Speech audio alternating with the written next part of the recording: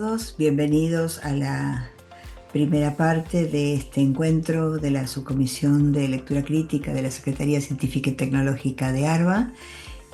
Vamos a dar esta charla introductoria en forma de webinar, es decir, eh, por esta forma, digamos, de comenzar va a ser de tipo asincrónico, pero por supuesto están abiertos los canales de comunicación para que podamos tener un ida y vuelta y ustedes puedan hacer consultas, preguntas, contar sus experiencias con la lectura crítica y fundamentalmente poder justamente interactuar y compartir las experiencias de lo que significa esta tan importante disciplina.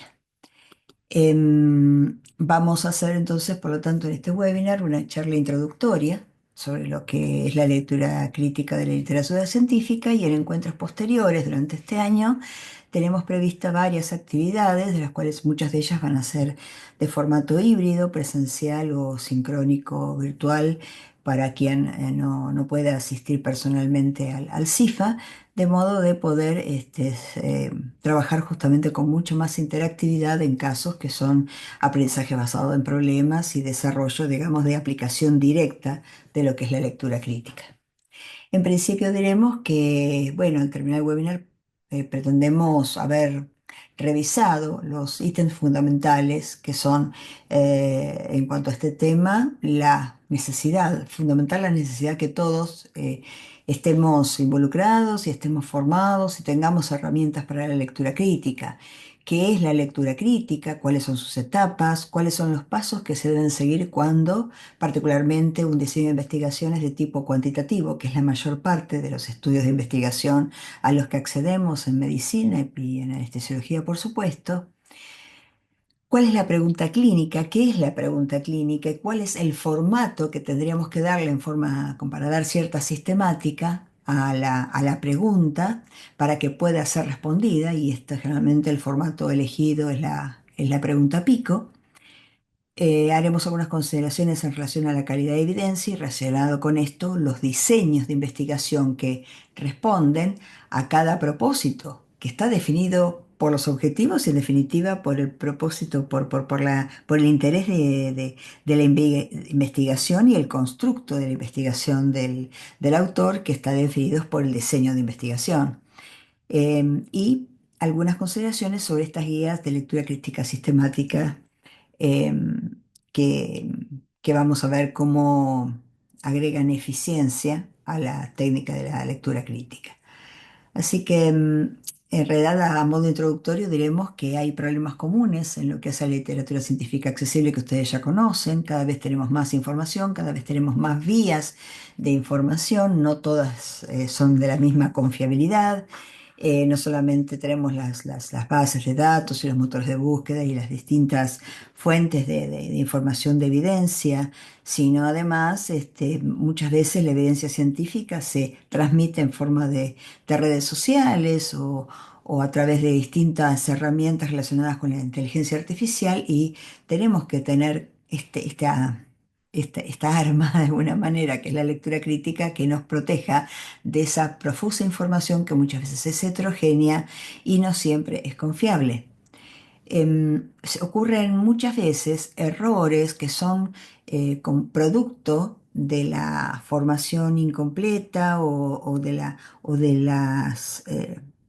los problemas en lo que es la aplicabilidad de una buena lectura crítica, de una buena escritura científica, y que pueden basarse en errores metodológicos, así como en errores en cuanto a la elección del diseño de investigación, am, al hecho de cometer tanto errores de tipo aleatorio como fundamentalmente errores de tipo sistemático, que son los sesgos. Son muy frecuentes tanto los sesgos de información o de selección, producto de no haber elegido adecuadamente las herramientas metodológicas para trabajar para determinado diseño. Algunos sesgos que son ya propios, que vienen de la mano de determinados diseños de investigación. Y también, bueno, por supuesto, el sesgo de publicación, que es uno de los sesgos por ahí más preocupantes, porque hay mucho de lo que no se publica que no se publica porque son resultados que no fueron favorables al objetivo del investigador, lo que en parte constituyen también literatura gris. No todo lo que es relevante se publica y está indizado, sino que a veces hay muy buenas investigaciones que por problemas de idioma, por problemas de accesibilidad a estas fuentes de datos y estos repositorios, o simplemente porque los autores deciden no publicarlos por los resultados que no fueron los esperados, igualmente son información relevante y son información necesaria para el estado actual del conocimiento. Por otro lado están los sesgos de publicación, aquellos que son forzados a ser publicados aún con cierto también em, una suerte, digamos, de falacia en cuanto a cómo se han reforzado o se han de alguna manera desvirtuado los resultados para que sean favorables a determinados intereses económicos o comerciales, como a veces puede llegar a ocurrir cuando están involucradas en el financiamiento algunos intereses relacionados con la industria y con aspectos económicos. Por cierto que el hecho de que la investigación y la industria participe en la investigación, esto es necesario para ir avanzando en el desarrollo de nuevas tecnologías, de nuevos fármacos, de nuevas estrategias y herramientas que necesitamos, particularmente en nuestra especialidad, que es tan tecnología dependiente. Pero por eso también es importante la honestidad intelectual de los autores, es importante la honestidad de estas empresas que son las financiadoras y, por cierto, los autores deberían por eso siempre declarar, por una cuestión ética elemental, si tienen conflictos de intereses.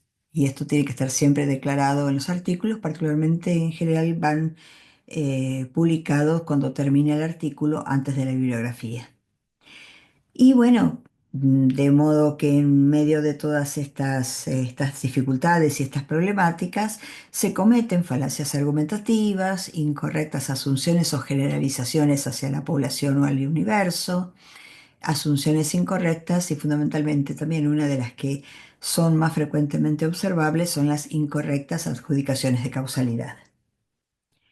Así que la lectura crítica es una técnica que nos permite descubrir ideas e información que están dentro de un texto escrito, a veces explícitas, pero a veces implícitas en el pensar del autor y que con el ejercicio de la lectura crítica uno aprende justamente a descubrirlas, a desentrañarlas. Así que esta estrategia es una lectura cuidadosa, activa, reflexiva y analítica y que justamente nos forma o nos desarrolla en un pensamiento crítico reflexivo de cada cosa que leemos. Es particularmente importante en épocas de incertidumbre, en épocas de constantes paradojas, de constantes cambios de paradigmas, como es el actual y como es cada vez que va avanzando el conocimiento en relación a una disciplina científica. De modo que la lectura crítica nos tiene que ayudar a descubrir todos los procesos que están relacionados con lo que informa un autor en un texto escrito. Nos tiene que permitir utilizar ese pensamiento crítico reflexivo para desentrañar esos mensajes.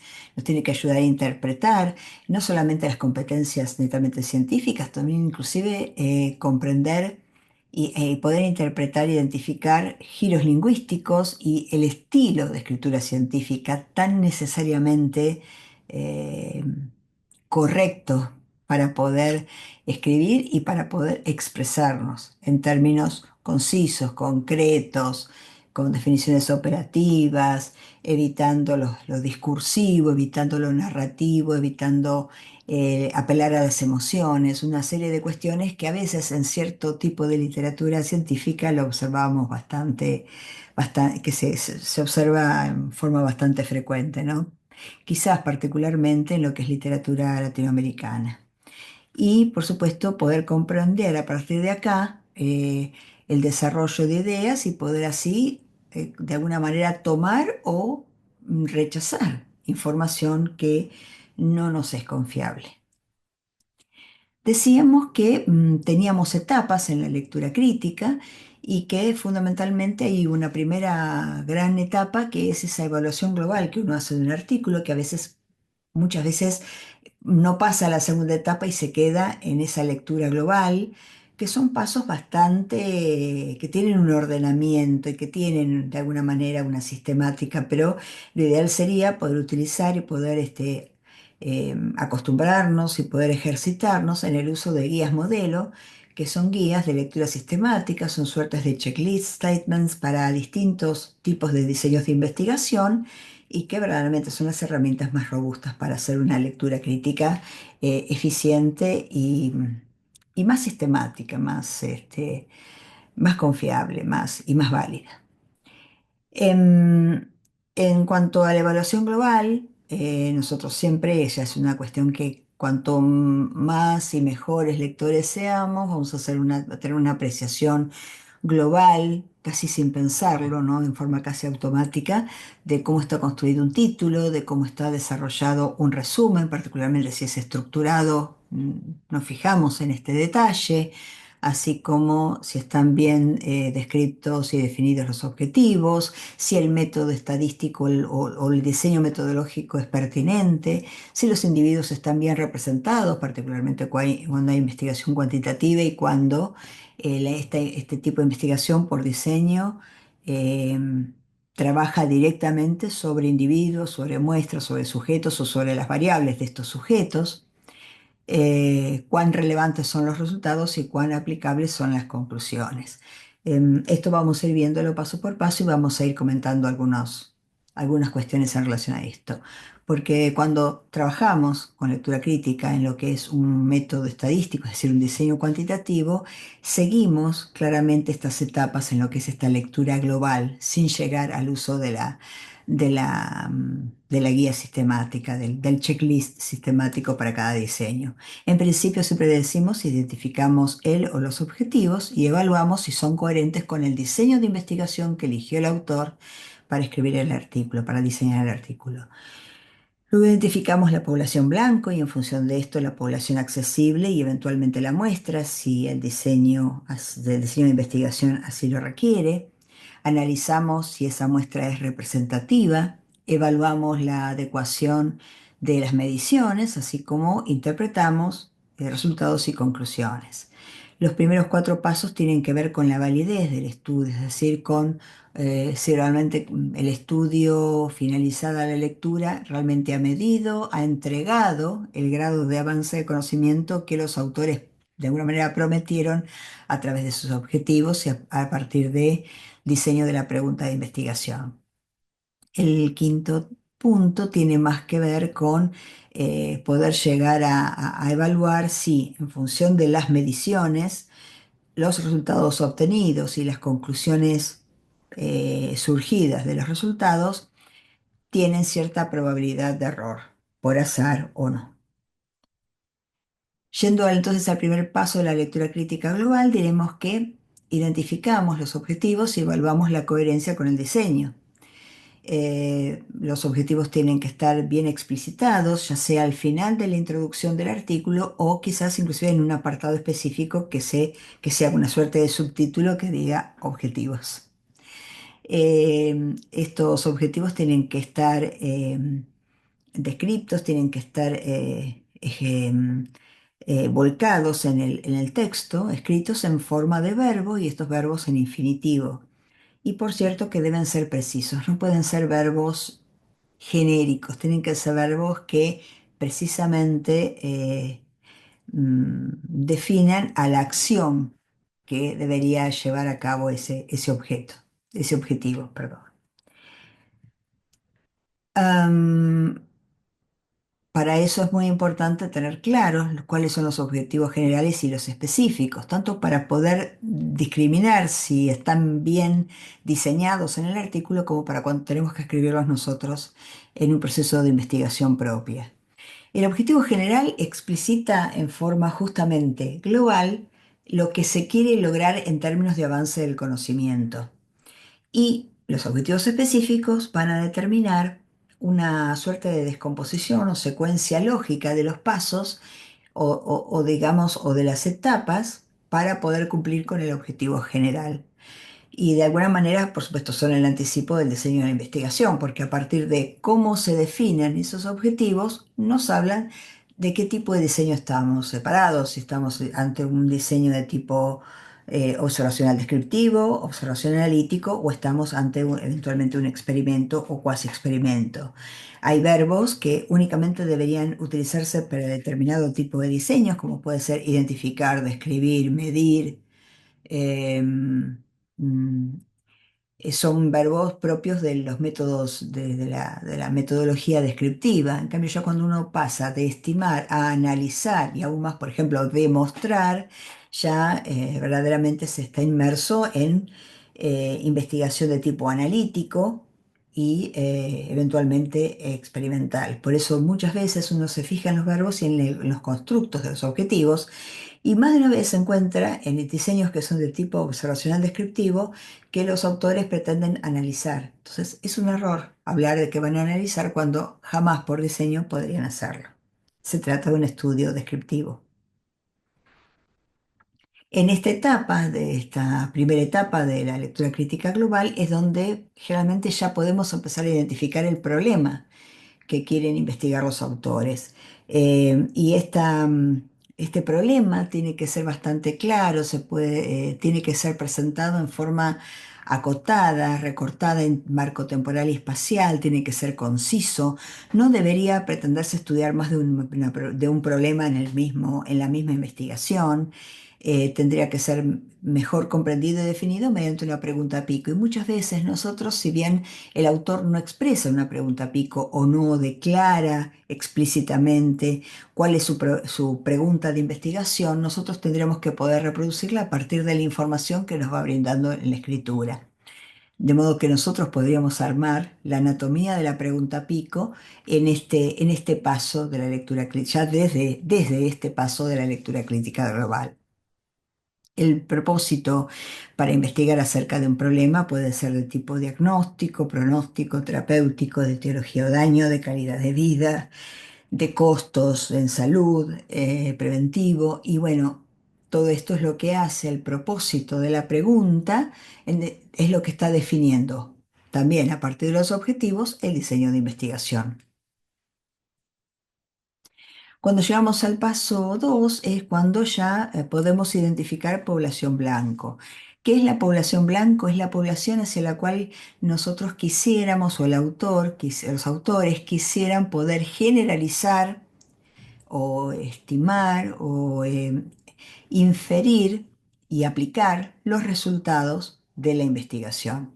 Por diseño a veces se puede hacer, y por diseño a veces está el diseño per se limita en cuanto a poder generalizar esos resultados para la población blanco. La población blanco tendría que ser declarada en el principio, al principio de material y métodos, o del apartado de diseño metodológico, pero al menos uno podría poder describirlo y podría tener las herramientas a través de la lectura crítica, si el autor no lo declara, nosotros poder identificarlo, si es claro el escrito del autor. Y la población blanco tiene la particularidad de que está de alguna manera definida por los criterios de inclusión y exclusión. Y a propósito de esto es muy importante aclarar cuáles son los criterios correctos de inclusión y exclusión, porque muchas veces en la lectura crítica uno ve grandes errores en los constructos de estos criterios. Los criterios de inclusión son siempre aspectos clínicos y demográficos que caracterizan a la población blanco y que los hacen elegibles precisamente a esos individuos para ser estudiados. De modo tal que dentro de los criterios de inclusión están el rango de edad, el sexo, la caracterización de la enfermedad o del problema de salud de que se trata, estudiar como problema, por ejemplo, el estadio de una enfermedad, un tipo de dolor crónico refractario, un tipo de trastorno de la semiología e intubación que hace que potencialmente sea dificultosa, es decir, el problema en sí de la P, de la pregunta pico de alguna manera, definida en sus aspectos clínicos y demográficos. El fracaso o no de respuestas a tratamientos convencionales, o sea, todo eso hace a los aspectos clínicos y demográficos que caracterizan a la población blanco, de la cual eventualmente en algún tipo de diseño se está tomando una muestra lo más representativa posible de esa población. Los criterios de exclusión no son la inversa del criterio de inclusión. Los criterios de exclusión son todos aquellos que controlan variables que potencialmente pueden confundir o modificar los resultados. Por ejemplo, si estamos estudiando la eficacia y fundamentalmente la seguridad de un fármaco anestésico, y ese fármaco anestésico se biotransforma fundamentalmente por el hígado, es claro que un criterio de exclusión debería ser pacientes con enfermedad hepática grave o con insuficiencia hepática, porque claramente si está afectada la biotransformación de ese fármaco, los resultados no van a ser confiables. Va a haber ruido y va a haber efecto modificador en esas conclusiones, en esos resultados y por lo tanto en esas conclusiones. Y otra vía u otra, digamos, modalidad de criterio de exclusión son aquellas que aplican un razonamiento ético. Por eso casi siempre la mayor parte de las investigaciones en adultos excluyen a las embarazadas y excluyen a los niños por estas mismas razones éticas. Cuando se trata de investigación, que es quizás parte, digamos, de las últimas, del último, de las últimas centurias, de los últimos años, la investigación en niños, porque se trata de problemas que son particulares de la pediatría o particulares de la población pediátrica, son diseños de investigación que van a ser adecuados para estudiar exclusivamente en sujetos de edad infantil. Pero en general, lo que es investigación en adultos excluye, por razones éticas, tanto mujeres embarazadas como a niños. Inclusive en algunos casos también se aplican rangos de edad en los criterios de inclusión que de alguna manera está excluyendo, aunque no sea la inversa, a los ancianos. Em, entonces es importante volver a esta cuestión. Los criterios de inclusión y exclusión no van por la contraria. Si en mi criterio de inclusión, dentro de los aspectos demográficos y clínicos, digo pacientes ASA 1 y 2, un criterio de exclusión no va a ser paciente ASA 3, 4 y 5 o 6. Si como criterio de inclusión es pacientes mayores de 18 años, porque me refiero a población adulta, el de exclusión no va a ser menores de 18 años. Y hay otra cuestión también muy frecuente de observar en los criterios de inclusión o de exclusión, el hecho de contar como criterio de inclusión que el paciente haya firmado el consentimiento informado y como exclusión que se haya negado a firmar el consentimiento informado. ¿Cuándo? La firma del consentimiento informado es parte del constructo organizativo del artículo, no es un criterio en sí del desarrollo de la investigación. Y es lógico y es obvio que no vamos a obligar a nadie a ser investigado o a entrar a un estudio si no quiere serlo, y ni siquiera, no solamente en algo experimental, sino tampoco si alguien se niega a llenar un cuestionario, no lo vamos a obligar a recibir una encuesta o recibir una entrevista. Eso, digamos, como que es una obviedad y no debería, desde el punto de vista de la seriedad de la escritura científica, no debería aparecer en criterios de inclusión o exclusión el hecho de que haya firmado un consentimiento informado. Es como una verdad de perogrullo, ¿no? Que esto se tenga que incluir en los criterios. No, no va, no es correcto. Pasando a la etapa 3 de la lectura crítica global, que es cuando analizamos la representatividad de la muestra. Decíamos que en principio, bueno, definimos la población blanco y esta población blanco a la que quisiéramos generalizar los resultados, la tenemos definida por los criterios de inclusión y exclusión. Bueno, a partir de la población blanco, tendríamos que poder definir siempre lo que es la población accesible, que es la proporción o la parte de la población blanco a la que verdaderamente los investigadores pueden tener acceso y que, por ejemplo, en general, dependiendo del tipo de diseño, si es un ensayo clínico controlado o multicéntrico, serán los individuos por ahí que son atendidos en los distintos centros que participan de la investigación. Si se trata de un diseño unicéntrico o de un estudio de tipo analítico o descriptivo, generalmente son los individuos que se atienden en el hospital o a la institución donde trabaja el investigador o investiga o lleva adelante su tarea asistencial del investigador. Em, y también esa población accesible va a estar definida por algunos criterios geográficos y temporales, o sea, por el ámbito. Por eso decimos que lo más frecuentemente es que sean individuos que se atienden o que se hacen atender o que acuden a las instituciones donde trabajan los investigadores. A partir de esa población accesible, sí es que se toma una muestra y esto dependerá cómo se logra esa muestra, o si se hace un muestreo en función del tipo de diseño de investigación. Lo ideal, obviamente, es que sean muestras representativas de la población blanco, ¿m? Tomadas a partir de la población accesible, y lo ideal sería un método de muestreo aleatorio simple. Esto particularmente tratándose de ensayos clínicos. No siempre, no en todos los diseños se lleva a cabo este tipo de muestreo, pero es clave que los autores declaren de qué manera reclutaron a los pacientes. Ya desde una simple encuesta, de un simple diseño de corte transversal, debe definirse cómo se accedió a esos pacientes, cómo fueron reclutados esos pacientes a los cuales se les aplicó una encuesta o un cuestionario o una entrevista. Todo esto tiene que estar explicitado en material y métodos o el apartado, como se llame, o diseño metodológico, el nombre que lleve este apartado. Y esa muestra debe ser válida, por supuesto, debe permitir tomar los datos que efectivamente el autor prometió tomar en sus objetivos. Y por cierto, representativa porque tienen que aludir o tienen que tener esas características principales, como decíamos, de la población blanco, que estaban definidos por los criterios de inclusión y exclusión. Y por cierto, que la técnica de muestreo sea correcta, como habíamos comentado un poco antes. Por ejemplo, supongamos que se trata de un estudio que su objetivo es describir la prevalencia de tabaquismo entre anestesiólogos de hospitales. La población blanco son todos los anestesiólogos de hospitales, podríamos decir todos los anestesiólogos de hospitales de todo el país, todos los anestesiólogos de hospitales de todo el mundo, e inclusive hasta podemos avanzar porque el concepto es general, de esa generalidad, de esa población, ese universo que no conocemos en su totalidad y que nunca vamos a poder conocer y del cual como mucho podemos llegar a estimar parámetros poblacionales.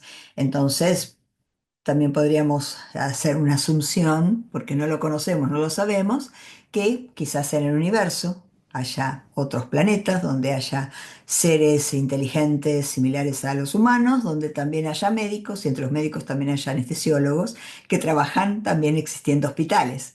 Entonces, esa es la población blanco. La población accesible, por ejemplo, pueden ser un poco por una cuestión justamente de factibilidad o de precisamente accesibilidad es, por ejemplo, los médicos de hospitales del investigador, que a su vez el investigador puede acceder a ellos, por ejemplo, por la lista de firmas de la oficina de personal.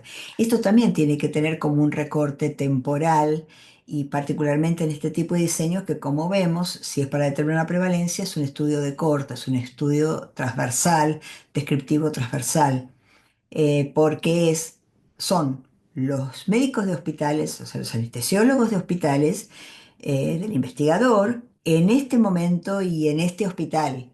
No se incluyen a los que renunciaron o a los que se jubilaron, porque no están actualmente en la lista de firmas de personal, ni tampoco aquel que está presentándose a un concurso para ingresar a la carrera, ¿m? Como anestesiólogo del hospital. Esto también hace al, digamos, al recorte que debe estar claramente operacionalizado y aclarado en material y métodos. Y por cierto que de esta población accesible se toma una muestra porque generalmente no se hace, salvo que se haga un censo, no se toma la totalidad de la población accesible, y esa muestra será un grupo que se toma mediante una técnica particular, ya decíamos, idealmente un muestreo aleatorio simple, de médicos, anestesiólogos del hospital, de una proporción, de un número que se ha determinado como tamaño muestral adecuado, en función de la cantidad de médicos hospital de ese hospital del investigador de esa y de esa fuente de datos que es las listas de firmas de la oficina de personal. En cuanto a evaluar las mediciones son adecuadas, decimos que las mediciones son adecuadas cuando se toman sobre las variables de estudio, que son las variables que son clasificadas y definidas operacionalmente y que relacionan o remiten a los objetivos de investigación y al problema de investigación que ya declaró el investigador en etapas previas. Pero también, eventualmente, si hay otras variables que no están en estudio, que son variables de tipo intervinientes, que pueden ser variables confusoras o modificadoras de efectos, es decir, variables que que son fuente de error de investigación epidemiológica, que pueden hacer ruido o que pueden alterar los resultados o sesgar los resultados. Si estas variables no son conocidas, deberían ser al menos controladas. Y todo es parte de esas mediciones adecuadas. Todas las medidas que se tomen en forma adecuada van a ser para facilitar la medición de las variables que sí deben ingresar en el estudio y poder controlar y poder, digamos, disminuir el impacto que puedan tener las variables que no se quieren incluir en el estudio, pero que están presentes y hacen ruido por la naturaleza propia de la situación biológica de esos individuos, de esas variables, de esos pacientes estudiados. Los métodos de medición deben llevarse a cabo por instrumentos validados y esto vale para una centrífuga, si se va a utilizar una muestra de sangre, o un equipo de un monitor multiparamétrico, si se van a tomar parámetros hemodinámicos con ese monitor, o que estén adecuadamente calibrados, o que la encuesta o la escala que se tome para tomar determinadas variables sean escalas o herramientas, encuestas validadas ya.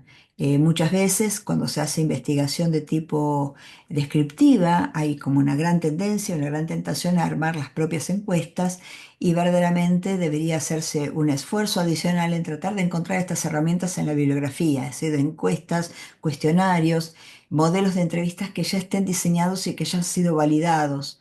A veces por la naturaleza de lo por ahí muy particular de lo que se investiga, no se encuentran herramientas adecuadas que se puedan adaptar a lo que se quiere medir.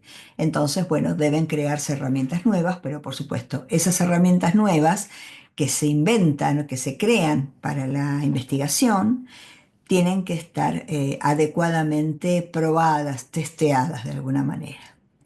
Y por cierto, todas estas mediciones y la forma de medir tienen que estar bien aclaradas, tienen que estar bien explicitadas en el escrito.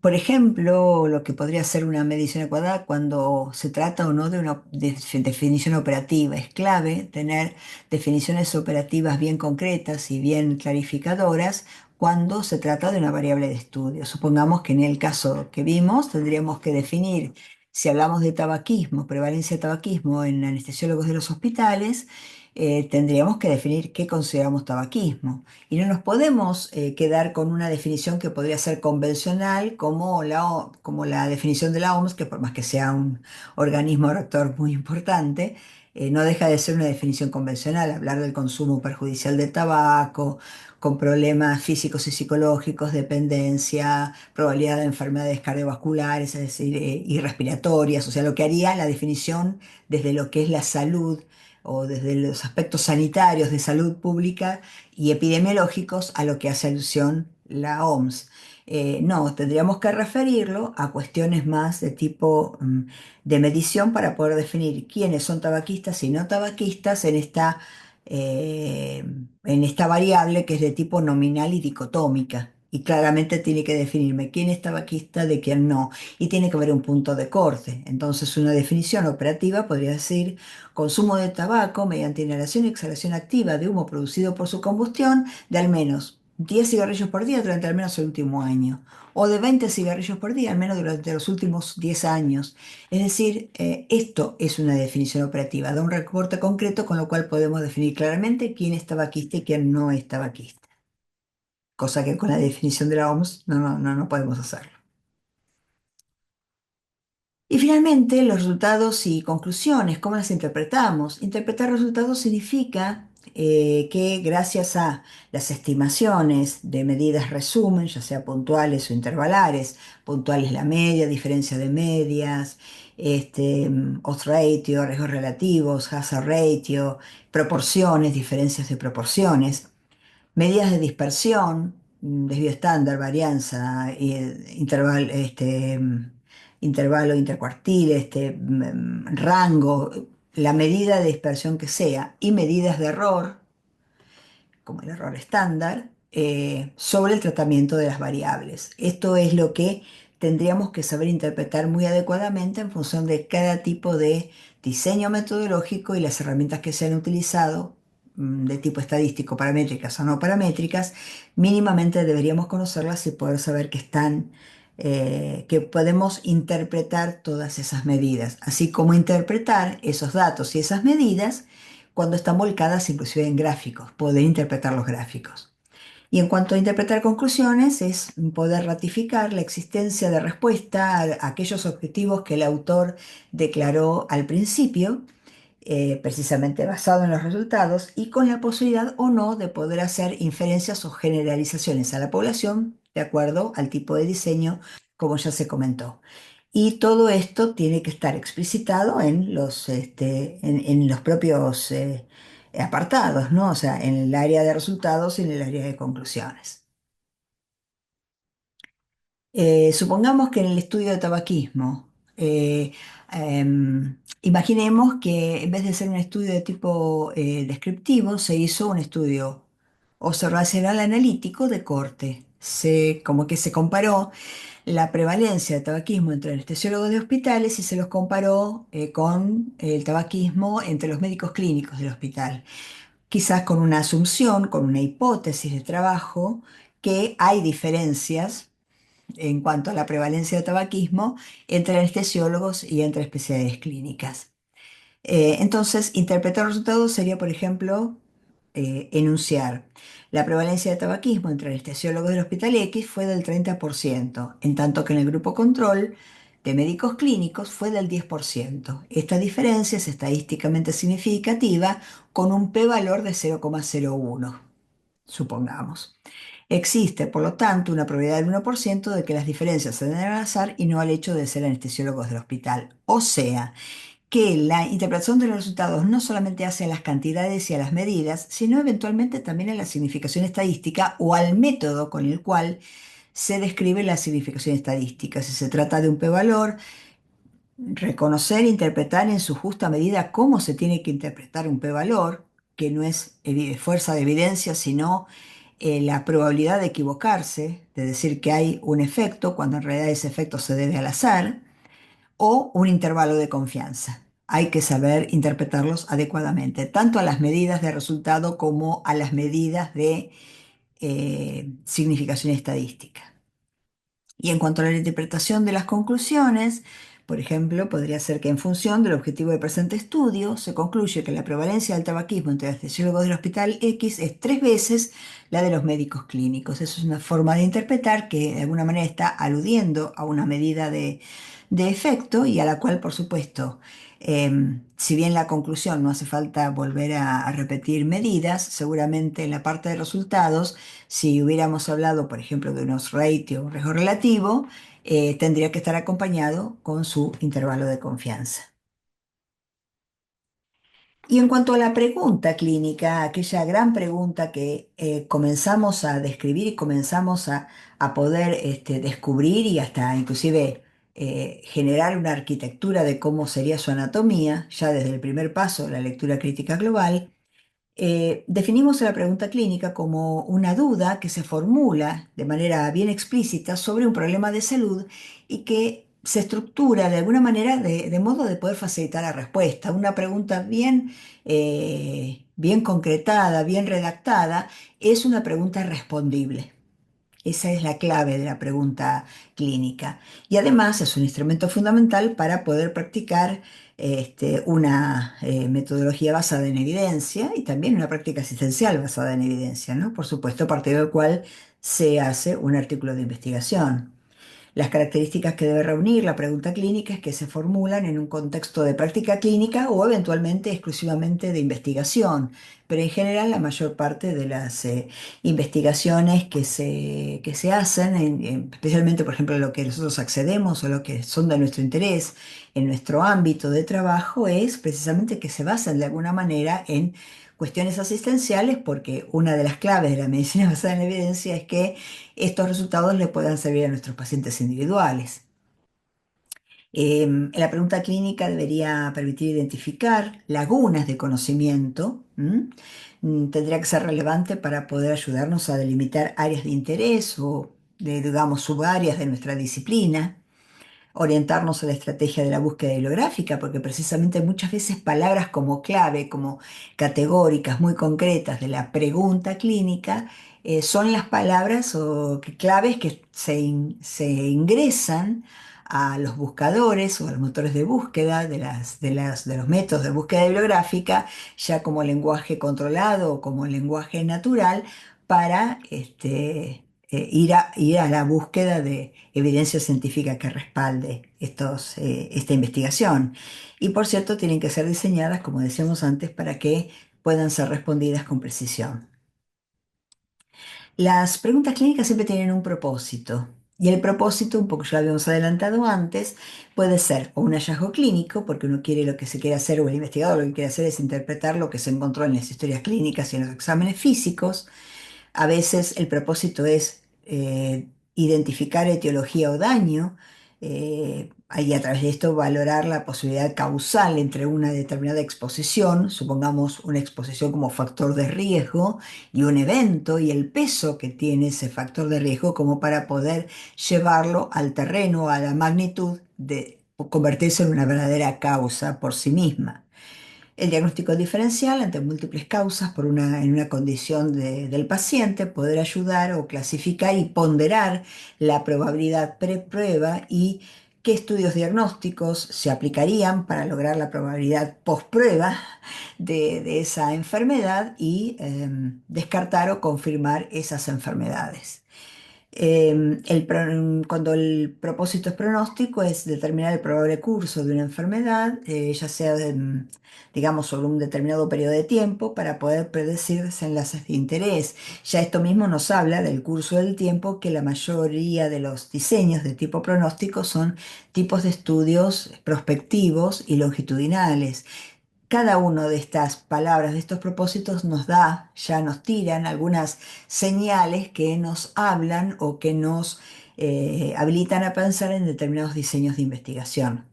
Cuando es tratamiento, claramente se trata de seleccionar un tratamiento basado en eficacia, en efectividad, en costo, en características para el paciente, en seguridad para el paciente, y se selecciona justamente ese tratamiento en base a estas cuestiones. Y este propósito terapéutico casi siempre es respondido de la mejor manera con un ensayo clínico controlado y aleatorizado. Cuando el propósito es prevención, se trata de identificar aquellas intervenciones que pueden evitar enfermedades y que puede hacer prevención primaria, secundaria o terciaria de una entidad. Son intervenciones que actúan sobre los factores de riesgo, o per se son intervenciones que son factores protectores, como pensando desde el punto de vista del factor de exposición y la aparición o la incidencia del evento. Por eso también esto nos habla un poco de una investigación de tipo prospectiva. En economía de la salud se valoran fundamentalmente lo que es costo-utilidad y costo-efectividad como formas de evaluación económica completa, más relevantes para diferentes tratamientos, distintos tipos de intervenciones terapéuticas y diagnósticas, que en base a quizás a sus altos costos, tecnología dependiente, puedan llegar a evaluarse en forma metodológica para saber si realmente los decisores, desde distintos tipos de perspectivas, podrían cubrir los gastos y los costos de esta intervención diagnóstico-terapéutica para poder ofrecer mejores condiciones de salud a los pacientes. Del mismo modo que la calidad de vida, muchas veces la calidad de vida no solamente se mide per se, sino que se incluye en estudios anidados, donde además de estudiar una evaluación económica dentro de lo que es economía de la salud, también se anida o se miden los outcomes de esa evaluación económica, de esa evaluación de tecnología sanitaria, en función de la expectativa de vida que se logra o de la expectativa de vida ajustada a la calidad de vida. Por lo tanto, son outcomes muy poderosos y que siempre pueden figurar como propósitos en muchas investigaciones. Y la pregunta clínica tiene un formato, como decíamos antes, tiene una anatomía, tiene también una sistemática de constructo. Y uno de los formatos más utilizados, el más utilizado es el formato PICO, que es un acrónimo que habla de una P, que es el paciente, población o problema, de la cuestión que nos interesa investigar. La I es la intervención, ya sea terapéutica o diagnóstica, pero también incluye o puede significar un factor pronóstico, una exposición, una etiología o daño, que ya vemos entonces, por lo tanto, que estas intervenciones están haciendo alusión a lo que vimos recién, los propósitos, de la pregunta pico. Como tercer componente siempre hay una comparación explícita de acuerdo al tipo de diseño, como puede ser un ensayo clínico donde se comparan los resultados de dos muestras, una donde se ha aplicado la nueva intervención y otra donde por ejemplo, el grupo control. Entonces, claramente la comparación es respecto del grupo control. Y a veces la comparación es medio como implícita porque es la no intervención de alguna manera o las condiciones de la no intervención. Y finalmente la O, que es el outcome, es el punto final o punto de corte o desenlace, que en definitiva es justamente ese resultado final. Por cierto que la pregunta clínica se puede formular de distintas formas, hay distintos acrónimos porque hay distintos elementos que pueden incluirse en esa pregunta. A veces hay cuestiones de ciencias sociales para Spider o Eclipse, a veces la pregunta pico se agrega la T de en cuanto al tiempo en que se hace esa investigación. En picos es la misma pregunta pico donde se agrega el diseño de investigación. En PECO sería la pregunta pico cuando la intervención es una exposición, entonces directamente en vez de I ponemos la E de exposición. PICOR, cuando a los similares sería la forma de investigación, research en inglés. PICOT es cuando además de una comparación también se evalúa el contexto y es la segunda C y la T también sería el tiempo. Es decir, hay distintos formatos de pregunta PICO. Lo importante es tener en cuenta qué es lo que nosotros incluimos en esta pregunta clínica. Y vamos a ver ejemplos de cada uno de ellos de acuerdo a los propósitos. En una pregunta de propósito pronóstico podría ser esta. Y fíjense el constructo, la anatomía. Se comienza con la población. Entonces, la primera parte de la pregunta no es una pregunta, es un enunciado. En pacientes con enfermedad coronaria, población, el hecho de ser diabético, lo que hace a su exposición. Están expuestos a la enfermedad diabetes. Y ahora sí, entre signos de pregunta, lo que sería el outcome y eventualmente incluida la comparación. ¿Aumentan el riesgo de morir durante la internación? Ese es el outcome, la probabilidad de mortalidad intrahospitalaria. Y la comparación queda implícita, como les había dicho antes, porque evidentemente si la población son los pacientes con enfermedad coronaria y la exposición es ser diabético, claramente la comparación sería respecto de aquellos pacientes con enfermedad coronaria que no son diabéticos. ¿m? Aunque el diseño en sí quizás no incluya comparar diabéticos con no diabéticos. Depende si es un estudio analítico o si es un estudio de tipo descriptivo. Generalmente en los estudios pronósticos de los de mejor factura o de mejor robustez para verdaderamente poder hacer pronóstico deberían ser analíticos y debería entonces incluirse la comparación con un grupo control que no sea diabético.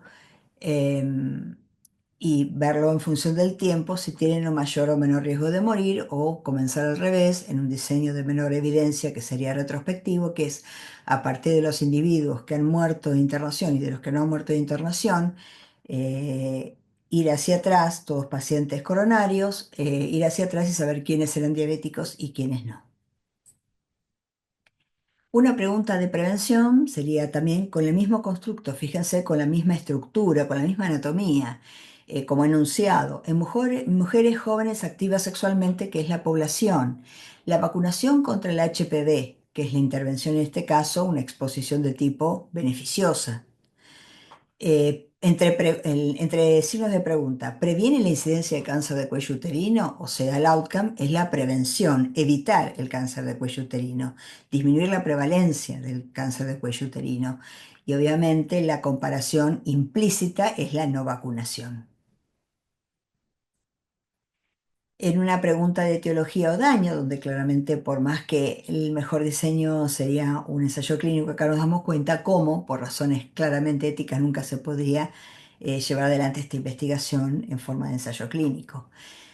Fíjense que el constructo tiene como enunciado, para un recién nacido, la exposición de su madre durante el embarazo al tratamiento antihipertensivo con IECA, con este grupo de fármacos. Fíjense, este es el enunciado, donde está la población, recién nacidos, y la intervención o exposición, el tratamiento de la hipertensión de las madres.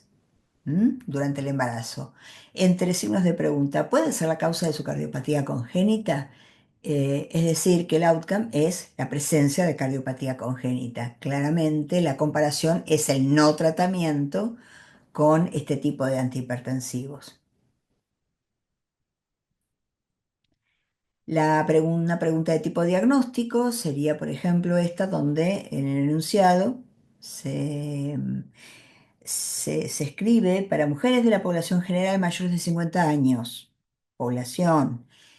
El screening con mamografía, que es la exposición, el tipo de estudio diagnóstico, es un método más sensible para detectar cáncer de mama si lo comparamos con el estudio de mutación genética BRCA1.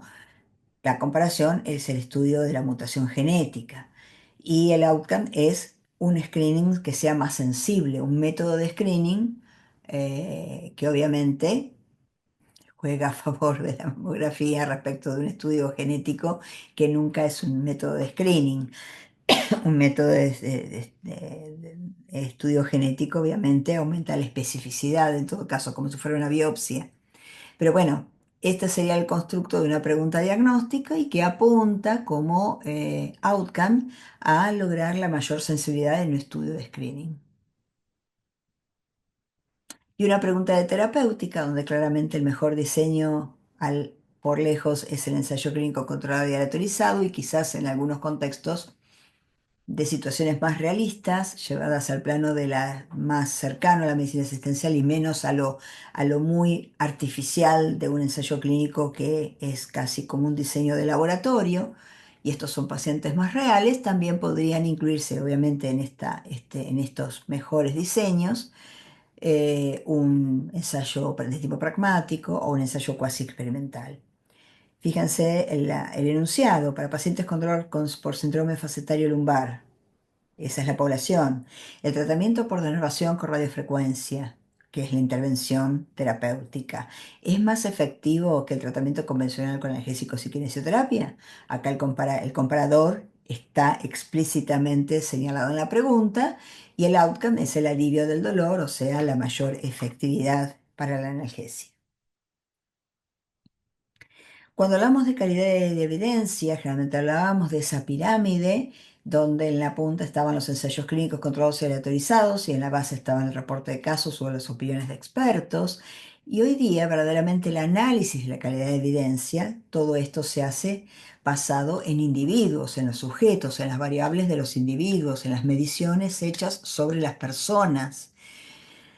Y verdaderamente a medida que avanza el grado de conocimiento, ya la calidad de la evidencia se analiza con una suerte de lupa a través de los diseños de tipo secundario, es decir, las revisiones sistemáticas y los metaanálisis puntualmente, y con esa lupa de la evidencia secundaria, metaanálisis y revisiones sistemáticas, se analizan los diseños que sí se aplicaron sobre los individuos de mayor a menor evidencia. Ahí sí de mayor evidencia, pues eso es como un modelo de pirámide truncada, donde podemos definir el tipo de diseños de la evidencia que preferimos tomar dependiendo del contexto de la búsqueda bibliográfica o de la lectura crítica que queremos hacer.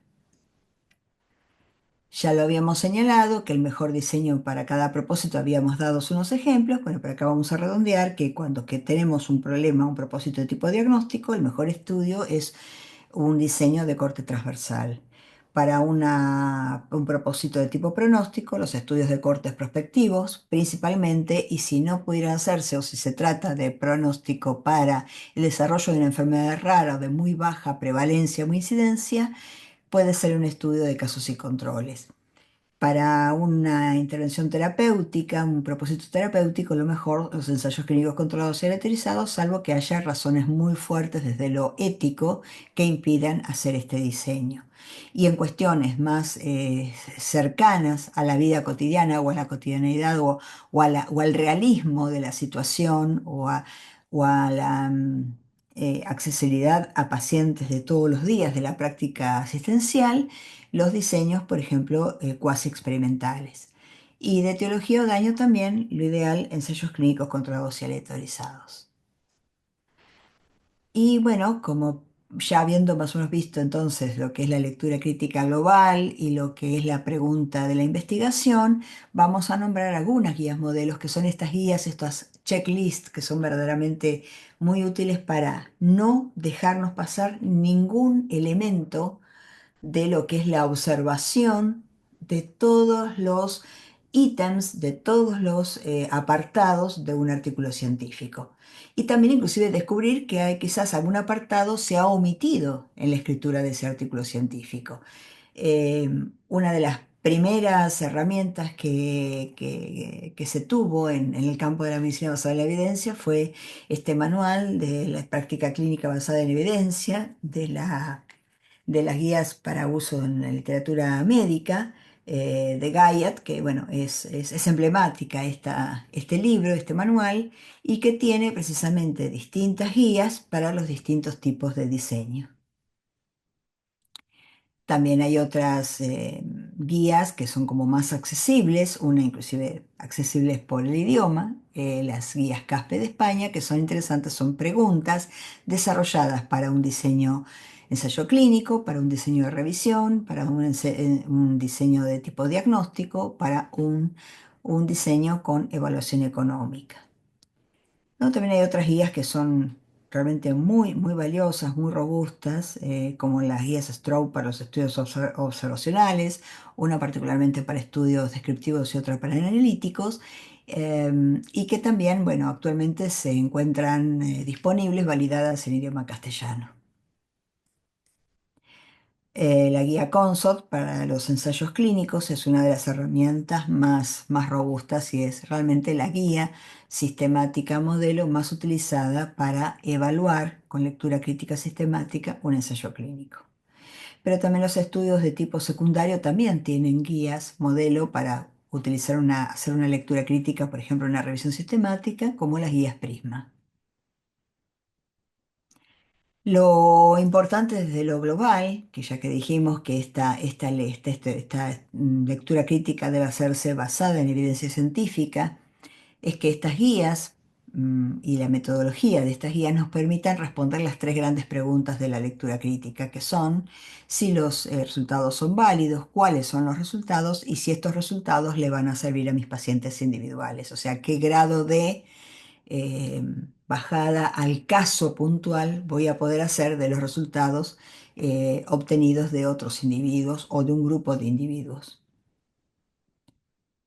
Esto es hasta ahora, digamos, entonces lo global y lo inicial, introductorio de lectura crítica. Ya vamos a ver muchos otros temas y puntualmente la aplicación práctica y concreta en forma de talleres que iremos llevando a cabo en actividades de tipo presencial y eventualmente sincrónico, virtual para aquellos que no puedan asistir al CIFA, donde intentaremos trabajar en forma bien práctica con estas guías en forma de taller y en forma de aprendizajes basados en problemas.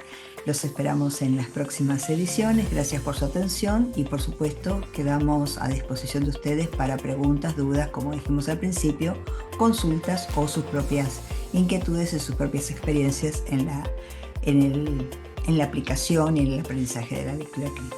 Gracias por su atención.